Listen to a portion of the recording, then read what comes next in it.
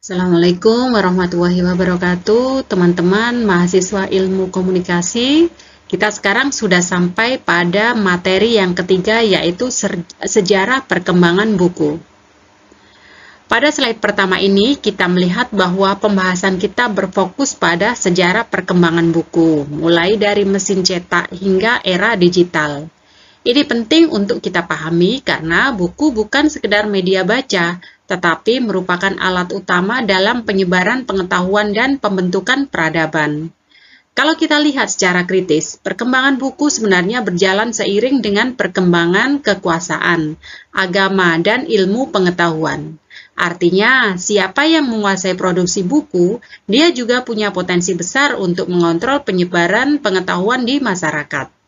Jadi, sejak awal, buku itu tidak netral. Ia selalu terkait dengan kepentingan tertentu. Baik, pada slide ini kita masuk ke salah satu titik paling revolusioner dalam sejarah komunikasi, yaitu penemuan mesin cetak oleh Gutenberg. Sebelum mesin cetak, akses terhadap pengetahuan sangat terbatas karena penyalinan buku dilakukan secara manual dan memakan waktu. Ketika Gutenberg mencetak Alkitab secara massal, terjadi perubahan besar.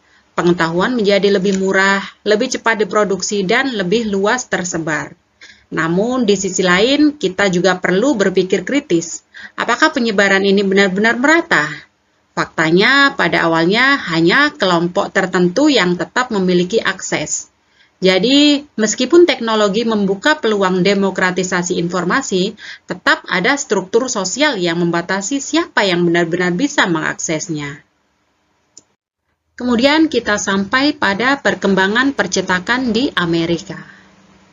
Nah, masuk di konteks Amerika Serikat, kita melihat bagaimana percetakan berkembang tidak hanya sebagai alat penyebaran informasi, tetapi juga sebagai alat kekuasaan dan pengaruh sosial. Di masa awal, kita melihat ada kitab suci, buku keagamaan, dan nyanyian gereja menjadi muatan utama cetakan pertama di AS.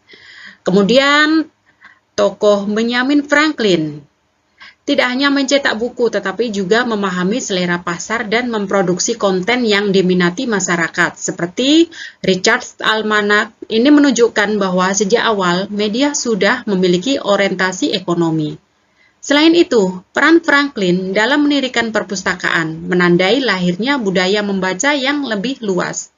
Namun, sekali lagi, kita perlu melihat secara kritis bahwa perkembangan ini juga membentuk siapa yang dianggap terdidik dalam masyarakat. Dan ini berkaitan dengan akses terhadap media cetak itu sendiri. Pada era penerbitan komersial, yaitu pada tahun 1900 sampai 1945, buku tidak lagi hanya sebagai media pengetahuan, tetapi juga sebagai komoditas bisnis. Penerbitan buku banyak dikelola oleh keluarga dan mulai memiliki spesialisasi tertentu. Muncul berbagai genre seperti petualangan dan fiksi populer yang menunjukkan bahwa pasar mulai menentukan arah produksi buku. Setelah Perang Dunia II, muncul paperback yang lebih murah dan mudah diakses. Ini terlihat seperti demokratisasi pengetahuan. Tetapi di sisi lain, kita juga bisa melihat adanya komersialisasi yang kuat, bahwa apa yang dibaca masyarakat mulai sangat dipengaruhi oleh logika pasar, bukan semata kebutuhan intelektual. Pada slide ini, kita masuk ke era yang paling dekat dengan kehidupan kita, yaitu era digital. Teknologi komputer dan internet telah mengubah secara drastis cara buku diproduksi, didistribusikan, dan dikonsumsi. Munculnya e-book, platform seperti Amazon, serta distribusi online membuat akses terhadap buku menjadi jauh lebih luas. Bahkan ada konsep open source yang memungkinkan buku diakses secara gratis. Namun, di balik kemudahan ini muncul pertanyaan kritis. Apakah benar akses ini sepenuhnya bebas? Atau justru dikendalikan oleh platform-platform besar seperti Google dan perusahaan teknologi lainnya? Jadi, di era digital ini, kita tidak hanya berbicara tentang kemudahan akses, tetapi juga tentang siapa yang mengontrol distribusi informasi tersebut. Pada slide ini, kita mulai masuk ke bagaimana buku itu tidak hanya diproduksi, tetapi juga menjadi bagian dari sebuah industri. Ada 3 aktor utama, penerbit, distributor, dan retailer. Penerbit berperan dalam produksi dan seleksi naskah. Distributor menghubungkan ke pasar dan retailer menjual ke konsumen.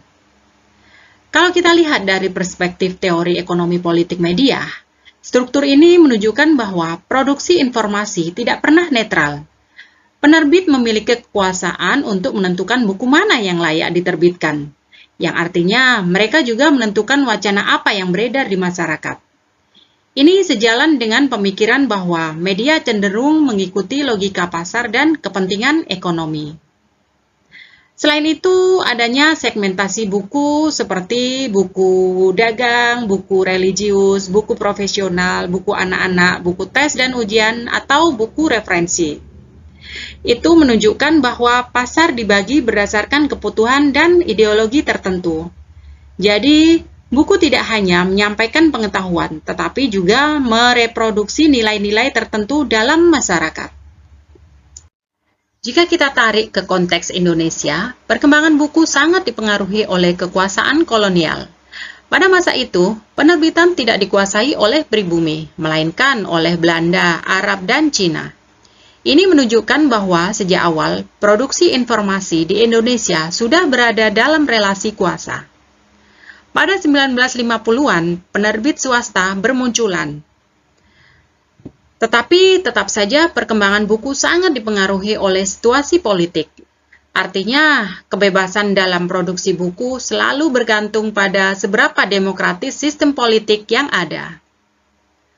Kemudian pada tahun 1965 muncul Balai Pustaka yang menjadi alat penting dalam penyebaran literasi, tetapi juga tidak lepas dari kontrol pemerintah kolonial. Dalam perspektif teori hegemoni dari Gramsci, kita bisa melihat bahwa buku digunakan sebagai alat untuk membentuk cara berpikir masyarakat agar sesuai dengan kepentingan penguasa. Dan di era 1980-an, telah diterbitkan lebih dari 6.000 buku per tahun. Dan 42%-nya penerbit itu berada di Jakarta. Berbeda dengan buku, majalah memiliki karakter yang lebih spesifik dan segmented. Majalah biasanya membahas topik tertentu secara lebih mendalam dan ditujukan untuk kelompok pembaca tertentu, seperti majalah bisnis, olahraga, atau remaja. Dalam konteks teori uses and gratification, majalah hadir untuk memenuhi kebutuhan spesifik audiens, baik kebutuhan informasi, hiburan, maupun identitas diri. Misalnya, seseorang membaca majalah fashion bukan hanya untuk informasi, tetapi juga untuk membangun citra diri. Namun di era digital ini, majalah menghadapi tantangan besar karena perubahan perilaku konsumsi media.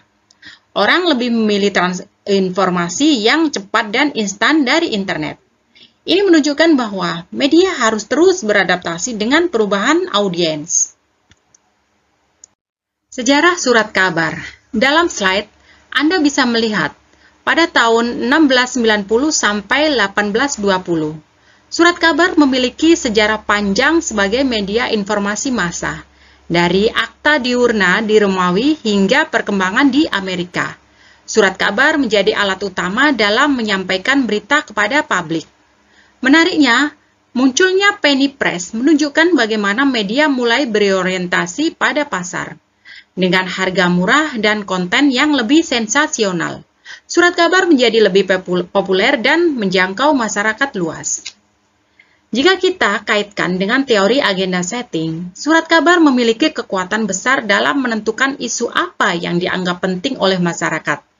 Apa yang sering diberitakan akan dianggap penting, meskipun belum tentu itu yang paling relevan secara objektif.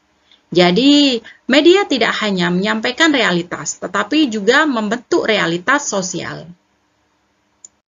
Di era digital, surat kabar mengalami transformasi besar menjadi media online dan edisi digital. Keunggulannya adalah kecepatan, interaktivitas, dan tidak terbatasnya jumlah informasi. Namun, di balik itu semua, kita perlu bersikap kritis. Dalam perspektif teori media baru, digitalisasi memang membuka ruang partisipasi publik, tetapi juga menciptakan ketergantungan pada platform besar. Selain itu, dalam konteks Indonesia, kebebasan pers sangat dipengaruhi oleh sistem politik. Semakin demokratis suatu negara, semakin bebas media beroperasi. Sebaliknya, dalam sistem yang otoriter, media cenderung dikontrol. Jadi, sebagai penutup, saya ingin menekankan bahwa perkembangan buku, majalah, dan surat kabar bukan hanya soal teknologi, tetapi juga soal kekuasaan, ekonomi, dan ideologi. Pertanyaannya sekarang, apakah kita sebagai pengguna media sudah cukup kritis dalam memahami informasi yang kita konsumsi? Silahkan Anda tulis di kolom komentar. Terima kasih. Wassalamualaikum.